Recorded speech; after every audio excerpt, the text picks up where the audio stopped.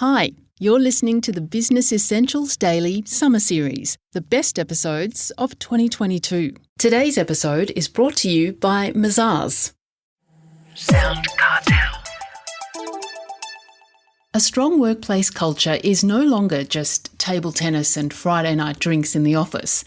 Being able to integrate wellbeing and mental health practices in your business won't only help attract quality talent, but keep them. From SoundCartel, I'm Nicole Goodman, and this is Business Essentials Daily.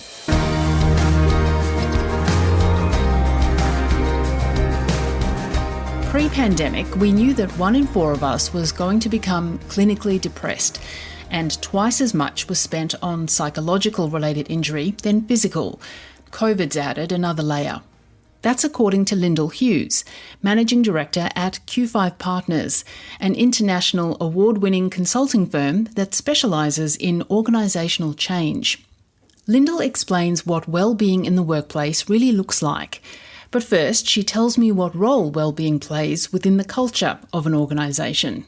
Wellbeing's a key part. So when we think about culture really can be summed up in terms of the behaviours and the actions which are enacted typically in an organisation. And the leaders are a key part of this. So when we think about wellbeing, it's those typical approaches around keeping people well, whether it's typically given focus or not. So very much inherent in culture. So do you think there's still value in the cultural approach of companies that attract staff with things like table tennis tables, the slides, the beanbags, free ice creams? Or is that money better spent on wellbeing initiatives? It's an interesting thing. We certainly need things. What COVID's taught us is that we need things to attract people back into the workplace, and collaboration and connection is one of those things. We know connection is an important part of wellbeing. A table tennis table itself is not going to do it. If I dislike everyone in the building, I'm not going to pick up a paddle for the right reasons. But if we go to the academic definition of wellbeing, it's pretty simple. There's 2 parts to it. One part is I feel good at work, and the other part is I have purpose in what I'm doing. And both of those together make a life well lived, essentially. So the table tennis, the ice creams, the beanbag, they give me an opportunity to have a bit of fun. They play into that feeling good at work, but it's a bit of like a sugar hit in a way. So it's thinking, how do we get deeper joy as well through work? And again, a lot of things circle back to the leaders.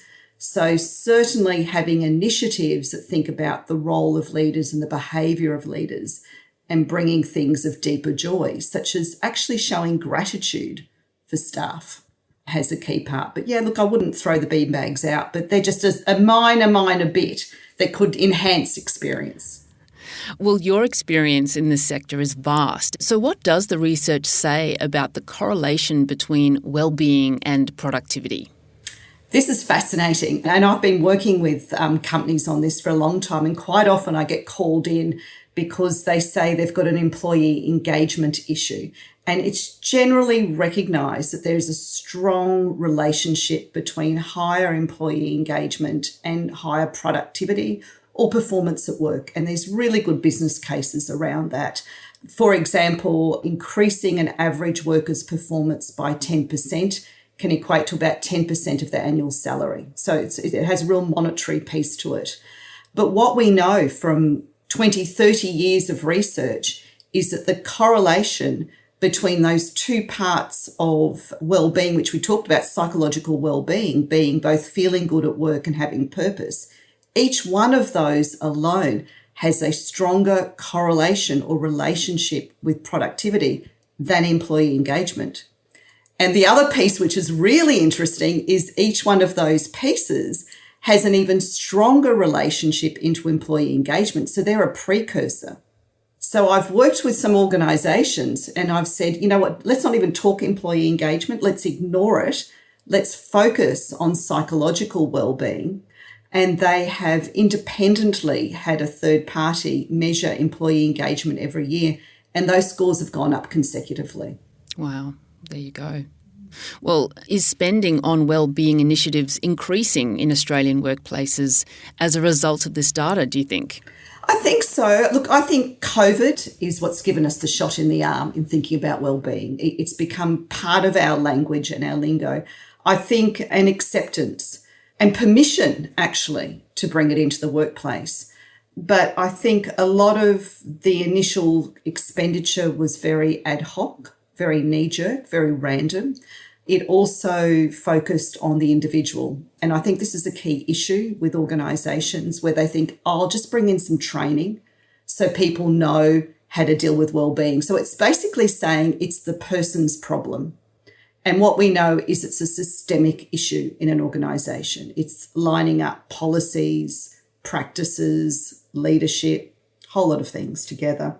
So in terms of the data, I mean, it's fascinating. Even pre-pandemic, we knew that 1 in 4 of us was going to become clinically depressed at some stage in our life in Australia. So quite scary. We also know from iCare data that between 2013 and 2017, there was twice as much spent on psychological injury in weekly payments than for physical injury. So enormous data making it an issue for everyone, every business of every scale. COVID's added another layer. Mazars is an international audit, tax and advisory firm committed to helping clients confidently build and grow their businesses. To find out how Mazars can support your business, visit mazars.com.au. That's mazars.com.au.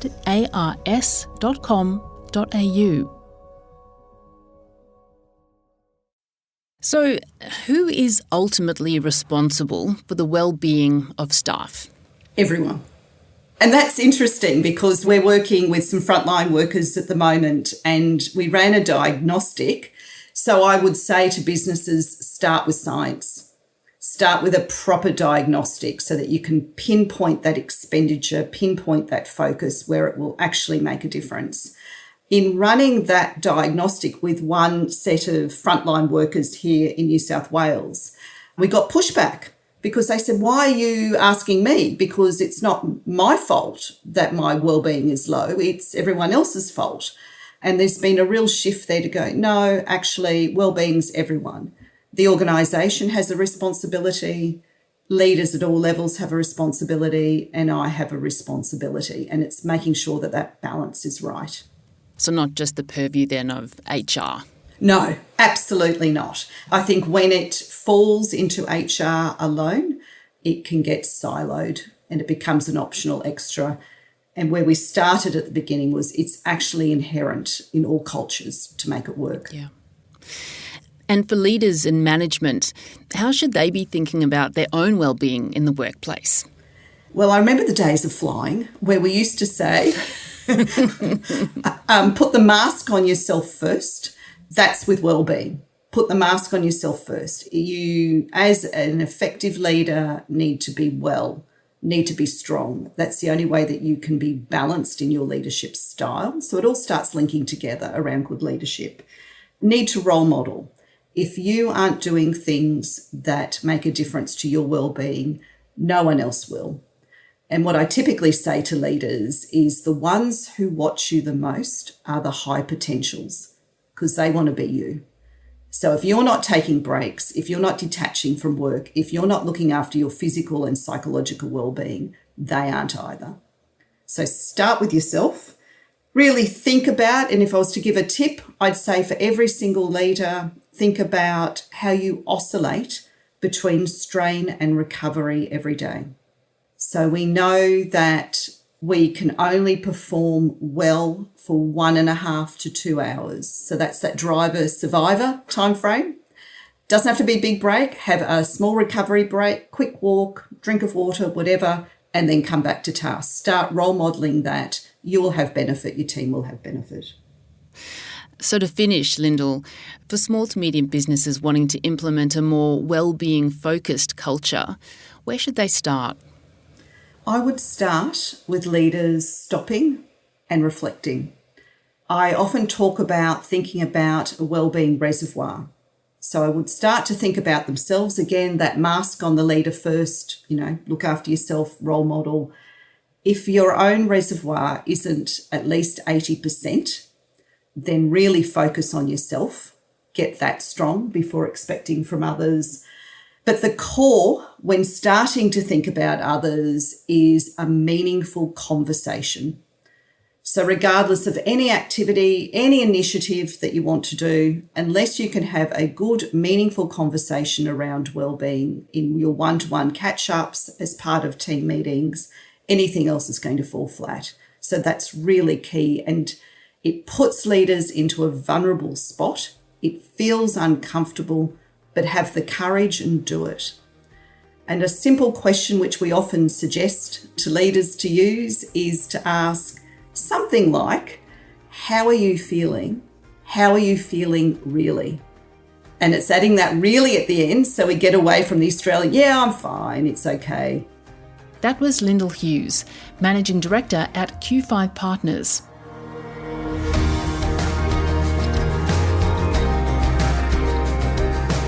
This episode of Business Essentials Daily is produced by the team at SoundCartel. Thanks for listening. I'm Nicole Goodman. We'll bring you more Be Daily tomorrow. Follow at BE Daily Podcast across social media and head to bedaily.com.au for more from the Business Essentials Daily podcast. SoundCartel. This episode was brought to you by Mazars. To find out more, visit mazars.com.au. That's mazars.com.au.